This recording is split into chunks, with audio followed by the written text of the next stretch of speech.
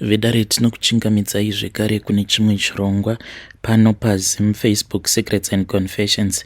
Tadzoka zvekare nemamwe mamessages. Rekedzai tibva tapinda mumamessages edu atadzoka takakubatirai. Message yedu yekutanga yakamira sekudai so: hanzi makadi zvenyu mukoma, ndinokumbirawo kuti munge muchindiposterawo nyaya yangu makavika chitupa changu. Inini mukoma, the first time yandakakonfesa ndiri mukadzi uyo ane makore 37 years ekuberekwa. It was not easy for me kuti ndinge ndichizokonfesa, especially kukonfesa uye ndakaunganirwa nehama dzangu, ndakaunganirwa nemurume uyo wandainge ndava kugara naye at that time.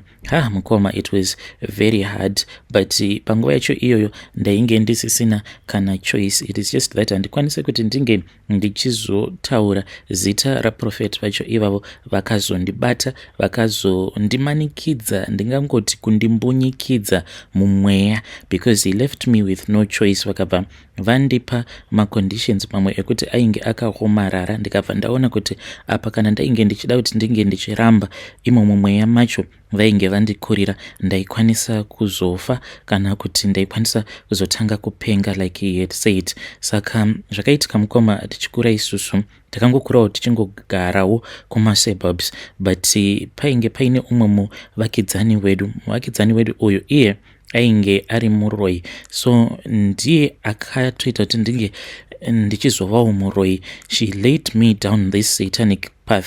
At that time ndainge ndisingatombozvizivi izvi zvekuti zvana manjuzu unokwanisa kutoita zvekutotengera vana manjuzu, because pamba pake plus iye mukadzi uyu taingogara tichingomona ari very smart. Saka ndaingoendawo pamba pake because ndaingombofarira mukadzi uyu, ende ndaiti pose kana pandaisvika pamba pake aibva azondipa mvura nekuti ndinge ndichizvigeza kumeso kwangu. Saka mvura iyi yaigara iri mune kamwe kahari achinditi imvura yekugungwa, ende zveshuwa ndaitoti paya kana kuri kunzi akanditi inwa ndaitonzwa ichitovava. So iye manje akabva azonditi ainge achida kuti ange achizoenda neni somewhere else, but pose apo pandaizvigezesa kumeso ndaibva ndatanga kunzwa ndichinzwa dzungu zvekuti kana ndaiti ndakatarira nyika ndaibva ndaona sekunge nyika inenge ichiita merry go around and round and round. Ende ndaizoti paya kana pandinenge ndamuka mushure mekunge ndabatwa nechadzimira, ndo pandaibva ndazotoona kutoti ko zvandinenge ndakatomira naye, but tinenge tiri kudhamu, ende achitondudza kuti kuno kwatiri dhamu iri nderenjuzu uye zvekare rinoyera. Saka mazuva ekutanga zvinhu izvi pazvakatanga kuitika, then akabva azotanga kundiintroduce kune vamwe vasikana zvekare vainge vachigarawo muarea matainge tichigara. Saka taingoungana zvedu pamba pake tichitoita sekunge vanhu vari kuita maextra lessons. Saka ipo manje akabva azondiudza kuti ainge achida kundipa appointment. Akabva ati usiku hwacho ihwohwo ndaifanira kuti ndinge ndichizouya pamba pake. Mukoma, ndakangoti ndaenda kuspare bedroom kwangu, ndakangoti ndichingonobatwa nehope ndobva ndatoona kutoti ndainge ndatomuka, ndikatoona kutoti ndainge ndatova kurwizi ndiinaye nevamwe vasikana vaiva tichitotanga kutotamba kumvura ikoko. She waited until when I was somewhere around ku 17 years, then she told me kuti iye ainge achida kuti ange achizoenda neni kugungwa. Paakati ainge achida kunondrakidza gungwa, ndakatotiwo gungwa racho tichariona kopi, because sezvamunongozivawo kuti nyika yedu iyi it is a landlocked country. But when I walked up ndakabva ndazotoona kutoti ndainge ndakatarisana negungwa uye I had never seen so much water in my life, and iye ainge aripo zvikari nevasikana vaya. So akabva azondiudza kuti tainge tiri kuMozambique, and gungwa ratainge takatarisana naro iIndian Ocean. Akabva ati ndinoda kuti munge muchinditevera, but akatiti taifanira kuti tinge tichizofamba in a straight line tichifamba tiri kumashure kwake. Then uyo ainge ari kwekupedzisira kweline akabva azopiwa rusero, akabva azonzi ainge achifanira kuti ange achizofamba akarubereka. Ndokubva tazotanga kufamba, takafamba tichipinda mumvura, kusvika mvura yava kutosvika mumabvi kudzamara. Manje our heads were the only thing that were above the water. akabva ati musatya, rambai muchingofamba. Apa tichinyura the moment patakazonyura manje mumvura totally, it was like takabva tapinda muelevator. It was not like a real elevator, but ndikungozama kungopa like an example so that vanhu vange vachikwanisa kunzwisisa zvakaitika. It was like takapinda muelevator, takati tapinda muelevator iyaya, then we went down. It was really fast. Ndine zvimwe zvinhu zvandakaona, some of the things were too spiritual for me to understand. Dzimwe mhuka dzandakaona zvekuti ndakatotadza kuziva kuti imhuka dzakaita sei, uye zvekare zvimwe zvandakaona zvainge zviri physical. Munozviziva here kuti mugungwa, like pasi pegungwa mune matunnels akatovakwa, matunnels ekutoti akakura zvekuti tinokwanisa kutotora matrack maviri agotofamba side by side. Ndo matunnels iwawo andakaona, and matunnels awa it seems as if iwo amene kuti anoshandiswa kutransporta chi from one continent to another. We passed through those tunnels, ndobva taramba tichingoenda kudzamara tazosvika manje at a place where the land was totally dry. Ndokubva ndazoona kuti kwainge kuine mapako akasiyana-siyana, uye zvekare ndikabva ndaona vakadzi vainge vakanaka from all parts of the world. Ndokubva tazotorwa tikabva tazoendeswa kune imwe room. Saka takabva tazopiwa mawig, and takapiwa mawigi.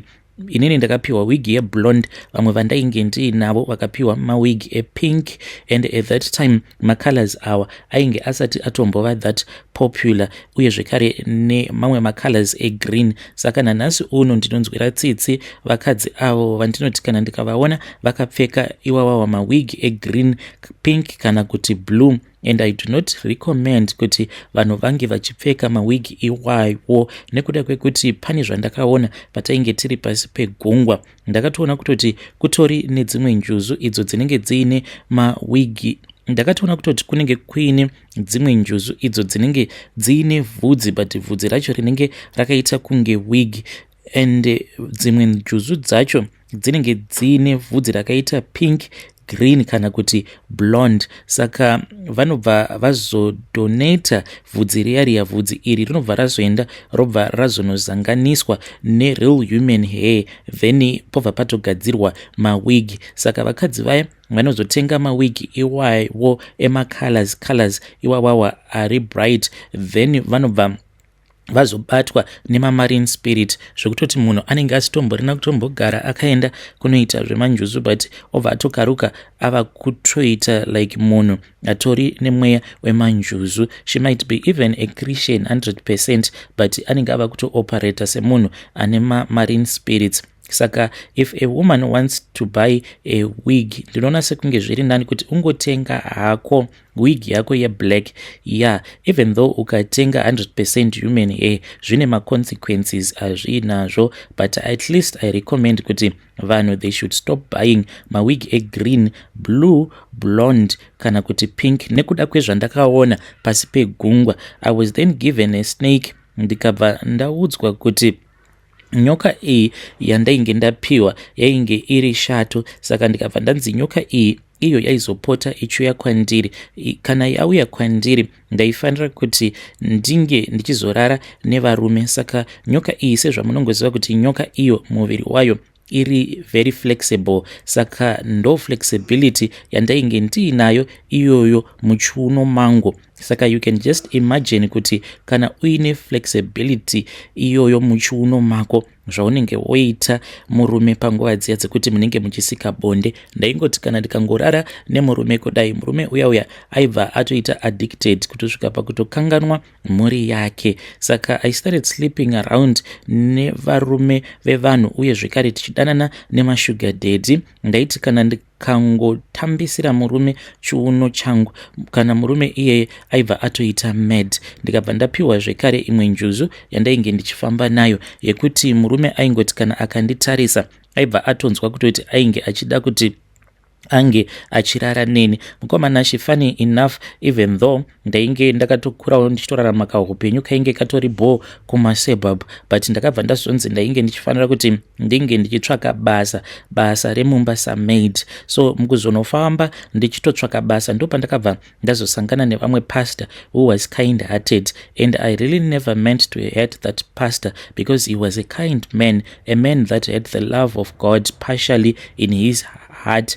And kune vamwe vanozviti maKristu, iwo kana uchiona kuti uri muKristu uya ari lukewarm, do not, and I repeat, do not put yourself muma positions ekuti you end up coming face to face nemademoni and with those people that have spiritual powers, nekuti zvinokwanisa kuzokuremera, tsoro dzacho dzinozoremera iwewe, like what that man was trying to do. Akati asangana neni ndichitofambawo mustreet mavo ndichitsvaka basa, ndikabva ndamuudza kuti ndainge ndiri nherera, ndainge ndichitsvaka basa. Then he picked me up and ndokubva azoenda neni, akabva azonotaura nemukadzi wacho ainge achinzwisisa. Ndokubva ndazonzi ndainge ndichifanira kuti ndinge ndichizova second maid wavo. Iye ainge akaona kuti mwana uyu anenge ane zviri paari zvinoda deliverance yakasimba, but instead of him trying to find someone uyo aikwanisa kuzondibatsira, since this man, he was a sinner, someone ainge aine vakadzi vakawanda vaainge achidanana navo, lukewarm,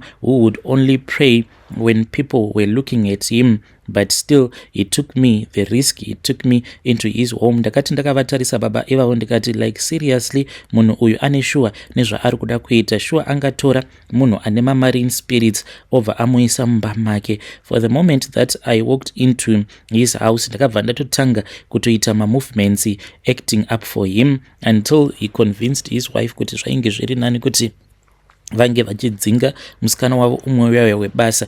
Ndakangoti musikana uyaya webasa adzingwa, ndikabva ndatoti chance given. Ndaingoti kana ari oga paya, kana akagara mungava muri mudining room, ndaibva ndatanga hangu kutsvaira ndichitamba kudaro, ndichitambisa mushuno mangu, trying to attract him. And iye manje akazosvika pakuti ainge ava so addicted into me. Ndokubva tatanga kubatana, takabva tazorara tose. When I slept with the pastor, it was on a Sunday. Tainge tifanira kuti tinge tichizoenda kuchurch later on, uye zvekare ndo zvandainge ndakaudzwa nemanjuzu ainge ari pandiri kuti ndaifanira kuzorara naye first on a Sunday, not any other day tisati taenda kuchurch. Saka maimufundisi ivo vainge vabuda because kwainge kuine umwe mukadzi uyu ainge achifanira kuti ange achiendeswa kuchipatara, saka painge pasina motikari yekuti inge ichimutakura, saka vainge vachifanira kuti vange vachienda vari ivo vamufundisi, but vakabva vati vainge vachida kunamata kwaaniko munhu ainge atobatwa zvake neruchiva rwekuda kurara namaid. Saka the previous night ndainge ndakavaudza kuti ndainge ndichida kuvapa, uye ndainge ndichida kuvapa the next morning. So mukoma ndakazoti mai mufundisi pavakabuda ndo pandakabva ndaenda kubedroom kuya, ndokubva ndatokurura nhumbi dzangu ndikabva ndatanga kurara navo, ndichitambisa muchiuno mangu sezvandainge ndichiudzirwa, uye nyoka iya ichindikontrola. Vamufundisi ava vakasvika pakuridza mhere, vakasvika pakuburitsa misodzi, vasingatombonyari kuti vana vavo vainge vatomuka already because of the experience that I gave him. Even though patakazoenda kuchurch vainge vongofunga nezvangu. Kubva ipapo takabva tatanga kungoramba tichingorara tose. Then I destroyed his relationship with his wife. Pandakangoona kuti zvainge zvadhakwa, I then moved on to better things. And ndikabva ndazopiwa a big task. I had one of my other sister avo vainge vaine mwana wavo, like a cousin sister of mine. She was the eldest in the family. So mwana wavo ainge akaenda ku-UK to study there. By the time mwana wavo uyu paakazodzoka kuZim, akabva ndazopiwa task yekuti ndainge ndichifanira kuti ndinge ndichizoumba chidhori. Ndokubva ndazoita sekudaro, ndakaumba chidhori chiya, but I think kuti that was my mistake because mukomana uyu iye ndainge ndichitongona sekunge munhu ainge asinganamati mwana uyu wasisi vangu, but ndainge ndisingatozivi kuti naiyewo he was under the covering of the grace of the prophet kuchechi uko kwacho kwaainge achienda. Ndainge ndisingatombozvizivi izvozvo. What destroyed me mukoma, ainge aine t-shirt iyo yaainge akapiwa naprofeti vaya, akabva anzi t-shirt iyi wherever you go to unofanira kuti unge uchingofamba nayo, and most of the times unofanira kuti ugare wakangoipfeka. Saka t-shirt iyi yainge iri yewhite, yainge isitomborina kana kuprintiwa kana anything. Saka I just thought kuti uyu ndinokwanisa kumupidigura uyu, because task yandainge ndakapiwa yainge iri yekuti ndaifanira kumupeta musana wake kuitira kuti ange achizova chirema asazokwanisa kudzokera zvekare kuUK.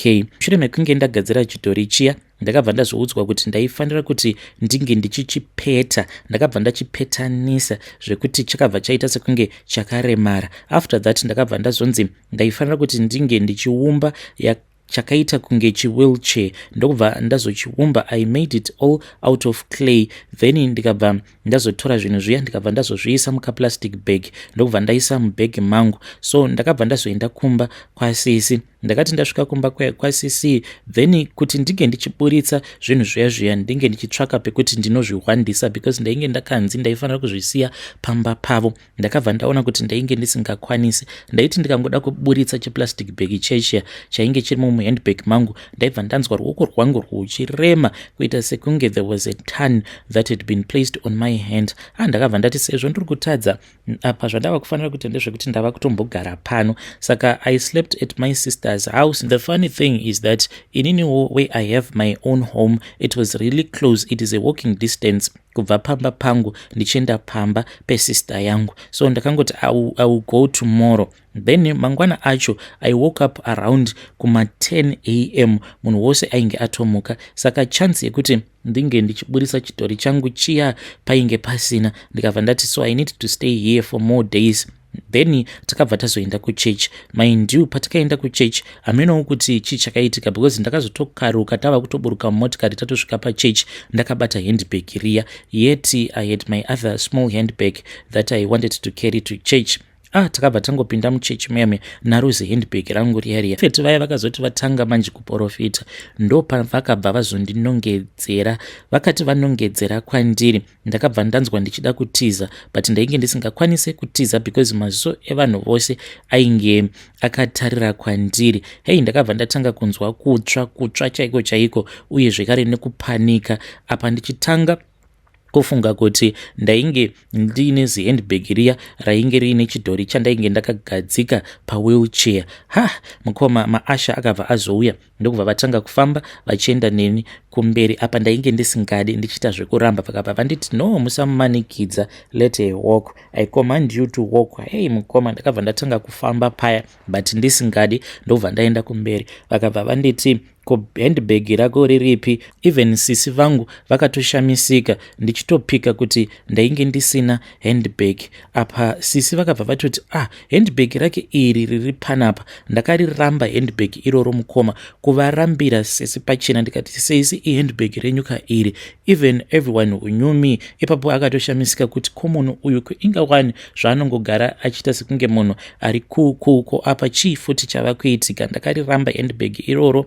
Then ivo vakabva vazonditi ndainge ndichifanira kuti ndinge ndichiconfessa. Ndikabva ndaramba, ndakaramba ndakavatarisa mukoma. Ndokubva ndatoona kutoti vanhu vose vainge vari muchechi vainge vadisappear. Ndo zvinoitika ipo paya kana uchinamatirwa, munototanga kutorwidzana pamweya. Vanhu vose vainge vari muchechi vakabva vadisappear, tikasara tiri toga tigoti totanga kurwa mukoma. Takarwa paya. Apa inini ndainge ndichizama kuti ndinge ndichizvimoneredza pavari sezvinoita shato, but ivo manje vaita vachitiza vachinditi I command you to leave, I command you to leave. Abva ndazotanga kupera simba, ndichingonzwa kupera simba until ndazotanga manje kumanifesta. Ndakati ndatanga kumanifesta, we were no longer in the spiritual realm, tainge tadzoka in the physical realm, but ndainge ndichingoramba ndichiti ndiri kumanikidzwa, harisi bhegi rangu iri, harisi bhegi rangu. Kudzamara ndazobvuma, ndokubva ndazonzi ndaifanira kuti ndinge ndichirivhura. Ndakaramba kurivhura. Pavakaona kuti ndainge ndiine nharo, then sister yangu yakabva yazodanwa kumberi, ndokubva vazonzi vainge vachifanira kuti vange vachivhura bhegi iroro because zvainge zvirimo zvainge zvakanangana navo nemwana wavo. So vakabva vazonamatirwa, vakabva vazorivhura bhegi riya vakabva vazobudisa chipepa bhegi chiya chakabva chazovhurwa chipepa bhegi chiya chainge chine chidhori chandainge ndakaumba, uye zvekare ndainge ndakatonyora kapepa ndakakanamatidzira pachidhori chechiya.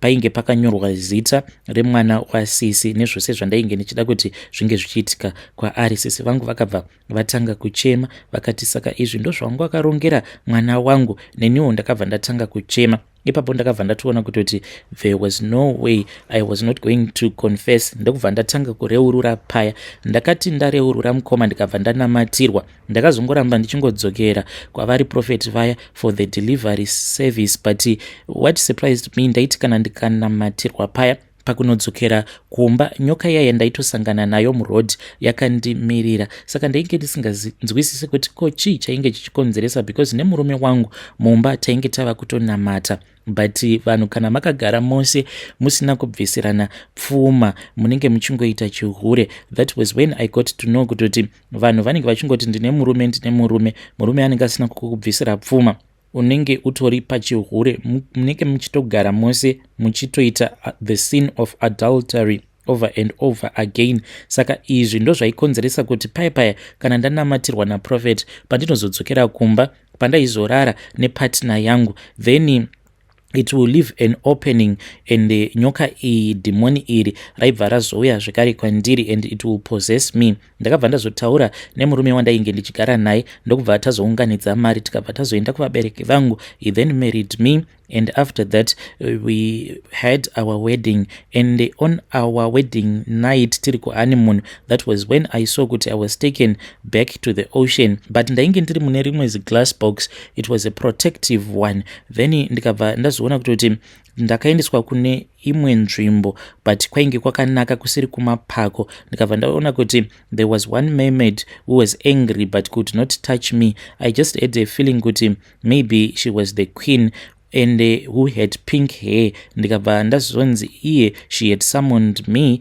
to her throne because ainge achida kutora what belonged to her, her beauty, and izvo zvekuti murume woga wandainge ndakamborara naye ainge akanditi ndinonaka pabonde. Saka zvose izvozvo masexual powers iwawo ndakabva ndazomatorerwa. Mukoma ndakazoti ndamuka paya zveshuwa ndakanzwa kuti I was now different, attractiveness kose kaya kainge kapera. The next time inini nemurume wangu takazoti tosika bonde, kana iye akatondibvunza kuti why you are stiff like this, because ndainge ndava kusatogona kutoita danda zvangu. I could not even move my waist like I used to, but mukoma, even though I lost my sexual powers iwawo, I am happy kuti I gave my life to Christ. Zvainge zvakaoma kuti sisi vange vachizosvika pakundiregerera, but through counseling vakabva vazondiregerera.